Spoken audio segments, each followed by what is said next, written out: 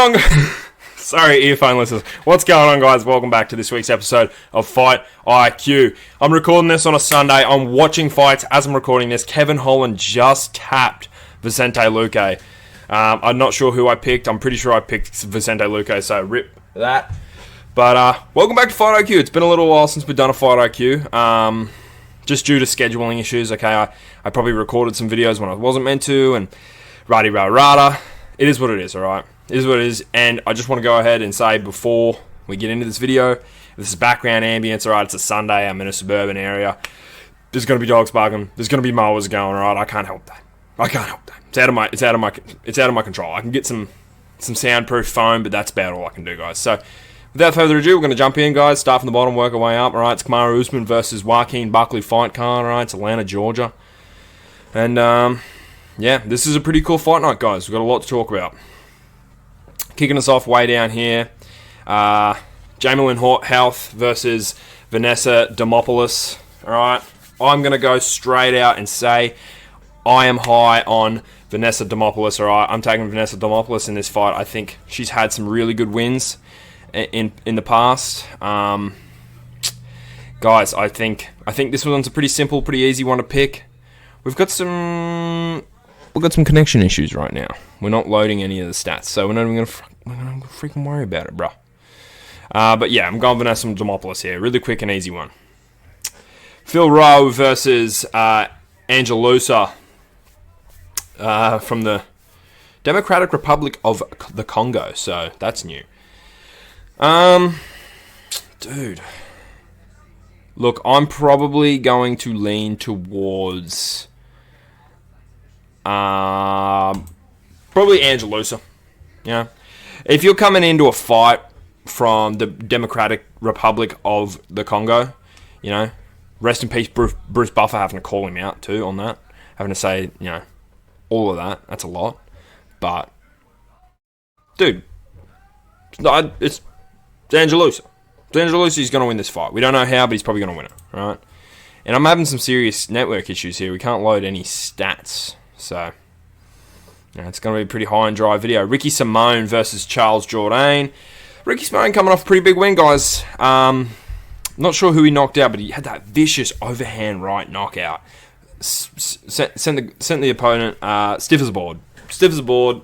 Charles Jourdain, if I can use recency, I'm pretty sure he's coming off a win. Bit of a scrappy-bappy, bippity-boppity fight. So this is a good fight at the bantamweight division, guys. This is a really good chance for these guys to maybe look at a top 15 spot. I know both of them have sniffed around the top 15, but I think, you know, this is a high-profile fight. I honestly think Ricky Simone's going to win this, okay? I think he's got a grappling advantage, and I think, you know, striking-wise, Charles Jourdain, he's pretty good. He's not the best, but I do think Charles Jourdain's probably going to have a little bit of an edge on the feet. But, you know, that can also come as like a disadvantage, especially when you're fighting someone who's a really good grappler and you're a really good striker. The grappler can come in there and surprise you, right? He can come in there and hit you with a big overhand right and just send you stiff as a board. So I'm going to go Ricky Simone here, guys. Plain and simple, all right? Sticky Ricky Simone. Cody Durden versus Jose Ocha. Ocha. I don't know. Peru versus the United States, guys. I'm going Cody Durden, alright? I think this is a bit of a war of attrition. And these flyweight fights are always just a war of attrition, alright? It's a who wants it more. Because you have to be cut from a different cloth to be at a flyweight and go out there and just knock guys out. Yeah! Just, you know, box guys up and knock them out. You gotta be built a little bit different. And I just don't see that from Jose, okay? You know, we know Cody Durden's a dog. We know Cody Durden goes out there, chin tucked, you know, walking forward, you know, gritty American boxing style. But he's also got the grappling chops. He's got the grappling chops to back up a bit of that talk. We're finally loading stats here. You know, Cody Durden, grappling advantage. He's got the gritty man striking. I think Cody Durden, this is a snap up for Cody Durden, alright? I really like Cody Durden in this fight. How many times can I say Cody Durden before he gets old, right? But yeah, I think just flyweight durability has a big part to play in flyweight fights. So if you can just be tough enough, score your takedowns, and just continue with output, you're probably going to win the fight. I'm taking Cody Garbrandt here, guys. I'm picking the crafty vet. Yeah, I know Jose, 7-1. I'm picking the crafty vet here, guys. Malcolm Wellmaker versus Chris Montaño. Chris Montaño is a bit of an old head. He's a bit of a UFC old head, okay? He's been around for a while. Just going to quickly peep the fight history. Oh, he's not an old head. He was just that one guy who fought Sean O'Malley. Okay, so yeah. And then he's coming off. He doesn't have a single win in the UFC. So he's a bit of a bench warmer bum. And he's fighting Malcolm Wellmaker, who just debuted from the Dana White Contender Series. He had his first official UFC fight not long ago, which he won via knockout. I'm pretty sure that was against the Canadian got Brad Katona. Was it Brad Katona who fought Malcolm Wellmaker? I think it was. So Malcolm Wellmaker's getting straight back in there, which is, props to him. So I'm going to take Malcolm Wellmaker. All right, he's got power in his hands, and yeah, give me Malcolm Wellmaker there, nice and simple one. Michael Chiesa versus Court McGee. Michael Chiesa coming off a pretty good win against Tony Ferguson, I think. Court McGee, I don't know too much about Court McGee. Right? He's one of them guys who hung around in the undercards of the Cowboy Cerrones versus Nate Diaz. Oh. I don't know if them two have ever even fought. Yeah. Oh yeah, you're a casual, buddy. Yeah, you're a casual. No, I just can't remember these things off the top of my little rocky head. Okay. I say it all the time when I do these fight IQs, guys. Okay, guys. The UFC chucks these old head fights in. The battle of the ages, the battle of the two old wise sages, right? The two old wise sages, they come together with all of their combined UFC knowledge, their MMA knowledge, and they go toe to toe, okay? And it's a real battle of just, heart, mind, body, and soul, right? Who knows the more? Who has spent more time in that cage? And that's what it comes down to. Michael Chiesa, good ground game. We've always known him to be a bit of a jiu-jitsu guy. Court McGee, don't know much about him. I probably should have done more research going into this, guys, but it's a Sunday, the fights are on, and I didn't want to do too much research. And I'm going to go Michael Chiesa on this one, guys. And if Michael Chiesa doesn't win, he might retire. But if he wins, he might call out an old head, an old wise sage mega fight. He might call out an old wise sage mega fight. Okay, we might get some real a real battle of the ages. Okay, who has the most MMA octagon knowledge? Okay, Michael Chiesa versus like a Paul Felder or something. Commentary versus commentary. Paul Craig versus Rodolfo Bledo or whatever. Okay. This is the rematch. Well, not the rematch, the rebooking. They've rescheduled this fight. I've already covered this fight in a previous Fight IQ. I picked Paul Craig then. I'm picking Paul Craig now. Not because Paul Craig is a legendary fighter, okay? I'm picking him because he's Scottish. And I've got a little bit of Scot in me blood. And that's as much as it comes down to for this pick, is that I'm just backing a countryman. I'm backing a countryman from the old country, alright? We hear stories. We were told stories of Paul Craig when we were just wee pit boys. So, I'm taking Paul Craig here, guys. I'm sure he's probably going to lose, but you're a coward if you don't back your countryman. Alright, Alonzo Menifield versus Oumar C. I don't know. He's French. Shit, man. Look, I'd really want Alonzo Menifield to win because, he's had a bit of a rough crank, but he's fighting 11-1. Oumar C, so I'm probably going to go Oumar C because he just looks like the more greedy prospect, yeah. But then again, Alonzo Menifield, 16-5, might turn him back. I'm picking Alonzo Menifield to turn him back, all right? Get him his first loss in the UFC. Have him sort of really work for a top 15 spot. No one's heard of you, Oumar, all right? Alonzo Menifield's going to send you packing. Mansur Abdul-Malik versus Cody Brundage. I'm going to go Mansur. Okay, he did some pretty interesting things in his previous fight, so I can respect that. Cody Brundage isn't a laughing matter, okay? He What's Cody Brundage known for? Big Bo Nickel fight, right? Really took Bo Nickel to deep waters. And Cody Brundage is coming off a pretty timeless win, actually. Just a real scrappy dogfight. Both guys getting hit with big shots. Pause. And Cody Brundage gets a win. So I'm going to take Mansur Abdul-Malik here, guys. Thank you. The big M-A-M. Ma'am. I'm taking ma'am here. Cody Brundage versus Barcelos. Cody Brundage versus Barcelos, alright? I never know how to say his first name. Barcelos versus Cody Brundage. This is also a little bit of a battle of the wise old sages. Bit of MMA octagon knowledge shared between these two men, okay? Who'd Barcelos just beat? It was an upset of sorts. Barcelos recently fought and it was an upset of sorts. If it'll load, I'll tell you. If it loads, I'll tell you. It was Talbot. I knew it. So Barcelos coming off a win against Talbot.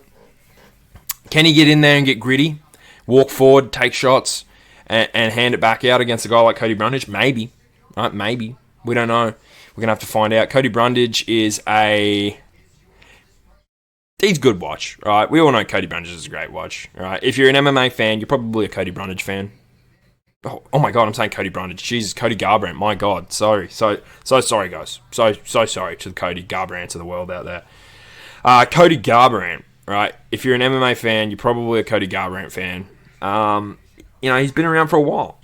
And I like this fight for him, all right? Barcelos, yeah, he's a bit older. Well, he's actually not. He just looks really old. But, yeah, he looks really old. Cody Garbrandt's getting up there in age. These two guys, I think people see the name value and go, well, it's Cody Garbrandt, right? Former bantamweight champion. He's boxed up a lot of people. Right? Barcelos, who's Barcelos? A lot of people will be like, well, he beat Peyton Talbot, but Peyton Talbot just got off a porn shoot with Frank Ocean. So that's the excuse. His butt was hurting. Right? His booty was hurting. Barcelos is going to get eaten alive by Cody Garbrandt. Guys, I think this is a closer fight than people give him a lot of credit for, all right? Cody Garbrandt versus Barcelos here. It's a closer fight than a lot of people give him credit, okay, guys? If we want to watch back that Peyton Talbot fight, all right, Barcelos was getting gritty. All right, he was shooting the takedowns. He was getting him down. He was wearing and tearing on him. Then when they get back to the feet, he was ripping and tearing with the hands and putting Peyton Talbot in his place. And I think that's a hard style for any fight, for any fighter. And Cody Garbrandt, yeah, he's got some wrestling chops, but I think I think this is a close fight. I'm still probably going to lead towards Cody Garbrandt because I'm a Cody Garbrandt guy, right? I like Cody Garbrandt. But I wouldn't be surprised if Barcelos gets in there and does what he did to Peyton Talbot, mixes it up enough, gets the takedowns when he needs to, ends the round with takedowns, walks forward, don't take a back step, heaps of output, and wins this fight. But I am picking Cody Garbrandt. Edmund Shabazian versus Andre Petrofsky. Edmund Shabazian, a bit of a what if in the UFC. What if this, what if this, what if he beat him, what if he beat him? Okay, he could have been the next who's who. Right, but he didn't. He's still a young pip. He's still got a lot of time. Still got a lot of fuel on the clicker. Versus Andre Petrofsky, who, he's been in some nice fights. Andre Petrofsky's been in some nice fights, all right? Who'd Andre last fight? Because I can't recall. Vieira, all right? And he's coming off a win. He's coming off 2 wins. He's coming off 3 wins. He's coming off 3 wins. And that's some good stock. That's some great stock. That is some great stock. He's coming off 3 wins, and he's heading into an Edmund Shabazian fight. Just to quickly check, how's Shabazian going? Shabazian coming off of 1 win and lost to Gerald Meerschaert, which is kind of crazy. So, look, I'm probably going to pick... Dude, coming into this, I was going to pick Edmund Shabazian. But if you're looking off of momentum, geez, guys, Andre Petrofsky's got a lot of it. I'm gonna go Andre Petrofsky via unanimous decision, and the camera is a little bit. We were lagging a little bit there. It's a Sunday, and there's ambience, and everything's going on in the background. There's neighborhood dogs barking, and there's people mowing lawns. Okay, we can't control any of this. Rose Namajunas versus Miranda Maverick. I don't know who Miranda Maverick is. We know who Rose Namajunas is. This is going to be a bit of a drink break for a lot of people, I think. This is definitely going to be a drink break for me, but I'm going to pick Rose Namajunas. Congratulations, Rose. You have won this fight already. Kamaru Usman versus Joaquin, the Dream Buckley. Okay, guys. This has been a fight I'm very excited for. Whenever I see Joaquin Buckley's name mentioned in a fight, right? Doesn't matter who he's fighting, I'm excited. Because Joaquin Buckley brings an energy to a fight that not a lot of fighters carry with them nowadays. Because you can just look at Joaquin Buckley and you can tell that he wants to win. He wants to win these fights. You know, he the Instagram live video where he's talking about Bilal. Oh my god, got me fired up. I can't exactly quote it. Along the lines of, I want what you got. And I'm going to get what you have. Or something like that, alright? Joaquin Buckley is a motivational motivator. He's a fighter's fighter. Yeah, okay? He's a fighter's fighter. And this is a better matchup than a lot of people are giving credit to. I think a lot of people see Kamaru Usman and go, well, this is a whitewash. Kamaru Usman. You know who Kamaru Usman is, man? Kamaru Usman's going to smash him, man. You ever see Kamaru Usman versus Gilbert Burns, man? Oh, Kamaru's going to smash him. It's a different time. Kamaru's knees. I know everyone likes to mention Kamaru's knees, so I'm just going to jump in and mention him. Kamaru's got bad knees. Alright? He's got bad knees. He's getting up there in age. What would Kamaru Usman be right now, right, guys? Hey, Siri, how old is Kamaru Usman? Kamaru Usman is 38 years old. 38 years old! Hey Siri, how old is Joaquin Buckley? Hey Siri. Well, she's done for the day. She's checked out. It's a Sunday. But 38 years old? 38 years old? Dude, he's going to be eating through a straw soon. He's going to be at a retirement. They're going to be wheeling him out into the sun. They're going to be wheeling him out into the sun at like 11:30 to 12:30 for his daily outdoor sun time. And he's going to be sitting there in his wheelchair. And he's going to be talking to the nurses, just annoying the nurses. Because the nurses are on minimum wage. They're just there trying to get through the day. And he's just going to be sitting there like, I was the UFC welterweight champion once. I had some really gritty wars with Cody Garbrandt and Jorge Masvidal.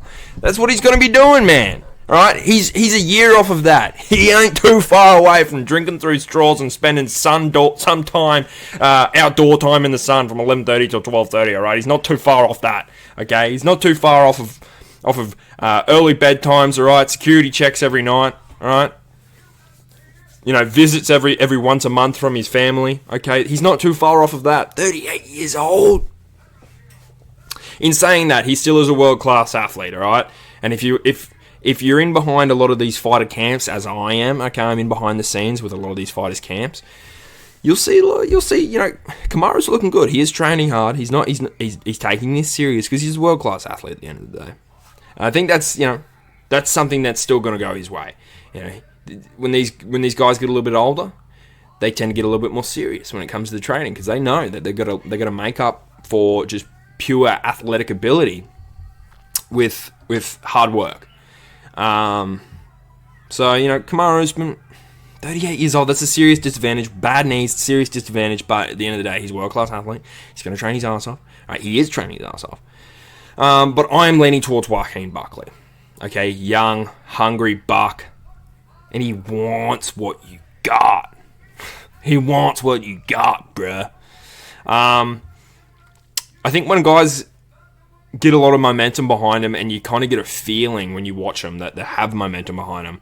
You can just tell when they're gonna keep winning. Like, who's a good example? Like an Alex Pereira? He was just winning fight after fight after fight after fight, and then, you know, it got to Izzy, and you were like, and like this was at a point where not many people were beating Izzy. Like, no one was beating Izzy. Well, it was. No one had beaten Izzy in a title fight, like for the middleweight title. And you got into it, and you should have been thinking, like, well, it's Izzy, he's the champ. He's not going to, you know, Alex isn't going to beat. Alex fucking beat him. Okay, that's how I feel watching the Joaquin Buckleys of the world, alright? So give me Joaquin Buckley, guys. I'm going to take Joaquin Buckley here. Alright, I don't think it's going to be an easy win for him. I think it's going to be a learning curve. Win or lose, it's going to be a learning curve for him because Kamaru Usman is a world-class athlete, alright? Yeah, he's a year away from drinking through straws and outdoor sun time, 11:30 or 12:30, but he's still going to bring a hard fight for Joaquin the Dream Buckley. Let's hope neither of these men pull out, guys. And yeah, that's it. That's it for this week's episode of Fight IQ. All right. I know there was some pretty outrageous takes in here, guys. If you've watched through to this point of the video, take it easy on me in the comments. I didn't research any of these fighters. I promise. I'm only somewhat of a casual. Okay, I do know some things about the UFC. I think I'm a little bit lacking in anything. I don't feel anything for this sport at the moment, and this is a seasonal thing. It's a seasonal depression thing when it comes to the UFC. I'll go through periods where I don't enjoy the sport, right? I'll admit, guys, I'll go through periods where I don't enjoy the sport because I don't know. There seems to be the matchmaking isn't the best. I know I'm happy for the Jack Della Islam fight, but we could have seen Islam versus Ilya. And they could have booked that before any of this happened. And then, the Tom Aspinall, John Jones thing. Like, John Jones isn't the boss. Alright? He shouldn't be allowed to make the calls. If he wants to make the calls, strip him of the belt and kick him from the company. There's all these title fights that are there. Perfect opportunities, and we're not getting them. So I think that's transferring over to my effort when I put the effort I put into these videos, okay, guys?